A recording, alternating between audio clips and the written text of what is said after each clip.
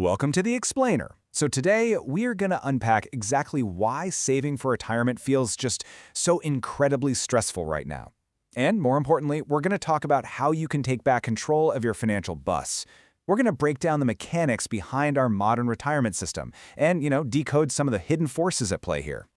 Okay, let's jump right in and look at a pretty classic generational contrast. On one side, we've got Ray.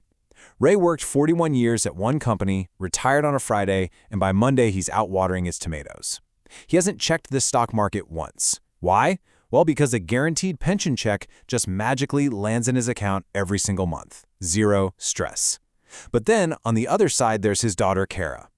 Now, Kara works at that exact same company, same incredible work ethic. But last night at 11:14 p.m., she was lying in bed, just doom-scrolling her 401k balance, watching $4,000 completely evaporate while she was supposed to be sleeping. She has essentially become her own unpaid pension fund manager. And that stark contrast between these two generations, it really begs the biggest question of this entire explainer. What actually happened to your retirement account to make it so anxiety-inducing? Because, as we're going to see, the real problem here isn't just whatever recent market crash happens to be dominating the headlines today. I mean, at first glance, if you just read the financial news, things look pretty amazing, right? Vanguard's annual report tells us that a record 86% of workers are saving right now. And the average account balance, that's climbed to around $168,000. On paper, the system is absolutely booming. You think we should be cueing the triumphant music? But there is a pretty harsh reality hiding right beneath that average. Averages can be incredibly sneaky. It's kind of what we call the Jeff Bezos in the room effect. Think about it. If you and I are hanging out in an empty room and Jeff Bezos walks in, well, on average, we are all multi-billionaires. But in reality, you and I are still just looking for free snacks.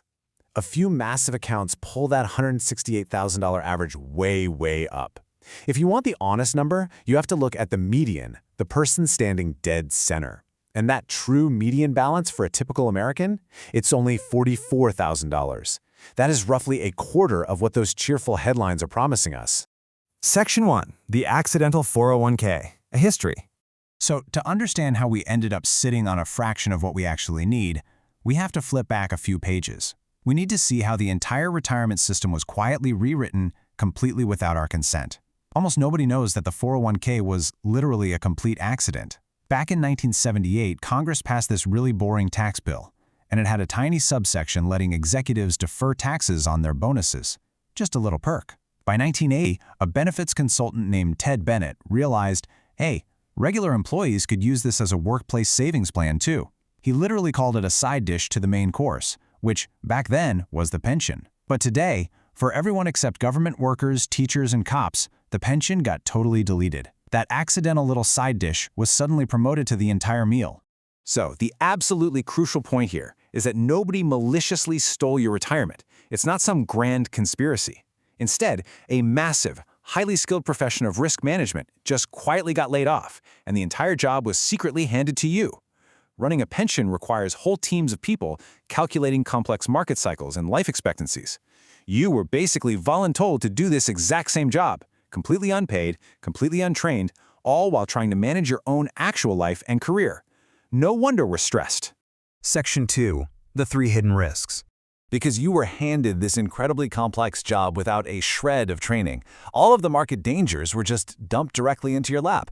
The first is this quiet assassin called sequence of returns risk. Let's picture investor A and investor B. They both retire on the exact same day, they both have $500,000, and they both pull out $40,000 a year. Now, investor A retires straight into a crash, has to sell off shares at rock-bottom prices just to buy groceries, and ends up completely broke by age 78. But investor B? She just gets lucky. She retires into a calm, growing market, and actually dies with more money than she started with. Same savings, same spending, but entirely different outcomes based purely on the blind luck of market timing. Okay, the second risk is fees. And this one brilliantly illustrates just how silently you can be robbed. A 1% management fee. I mean, it sounds like a rounding error, right? But because it comes out every single year off your entire balance for 40 years, it compounds. If you run the math, that tiny 1% quietly eats roughly 25%, a full quarter of your final nest egg. Think about that. You did all the saving, you sweated out all the crashes, and a quarter of your reward just walks out the door to buy some stranger a very nice boat. And the wildest part? You never even get a bill for it. Then we have the third risk, which is definitely the most human one, our own behavior. Dalbar research consistently shows that investors actually underperform their own funds. Why? Because we panic. The market drops 20%, our brains literally scream sell to stop the pain, and boom, we lock in our losses. And then we just wait until prices are sky high again to buy back in. Even worse, when emergencies hit, people take hardship withdrawals, which, by the way, have tripled since before the pandemic, or they borrow against their account. You are quite literally borrowing from your 70-year-old self just to pay your 35-year-old electric bill. Section 3. The moving targets, inflation and Social Security. Now, as if managing your own personal fund, dodging timing traps, dealing with invisible fees, and fighting your own psychology wasn't hard enough, there are two massive external forces constantly moving the goalposts on you. First up is inflation. Even if your account balance holds perfectly steady and doesn't drop a single dollar in a market downturn, you still aren't safe.